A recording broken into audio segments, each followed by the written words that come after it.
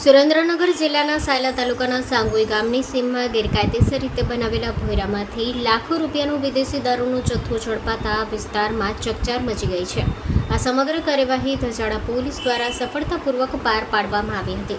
આ દરમિયાન મળેલી બાતમીના આધારે પોલીસે સાંગોઈ ગામની સીમમાં આવેલી એક વાડી પાસે ખાડો ખોદી બનાવેલા ભોયરામાં દરોડો પાડ્યો હતો. તપાસ દરમિયાન ત્યાંથી અલગ અલગ બ્રાન્ડની 750 મિલીની 1704 બોટલ મળી આવી હતી, જેની કિંમત રૂપિયા 22,15,200 થાય છે. આ ઉપરાંત પોલીસે સ્થળ પરથી ચપલા 12,246 નંગ, જેની કિંમત રૂપિયા 19,86,060નો જથ્થો પણ ઝડપી પાડ્યો હતો.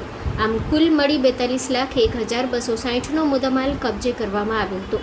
આ મામલે પોલીસે રામકુભાઈ ઉર્ફે લાલુ સાંતુભાઈ તકમરિયા, રહેવાસી સાંગોઈ, તાલુકો સાયલાને વોન્ટેડ જાહેર કર્યો છે, કારણ કે તે ઘટના સ્થળે હાજર મળી આવ્યો ન હતો. હાલ પોલીસે તેની શોધખોળ હાથ ધરી છે. સ્ટોરી રિપોર્ટ બાય દિનેશ ગામવા સાથે વલ્લભભાઈ રાઠોડ, લીંબડી, સુરેન્દ્રનગર.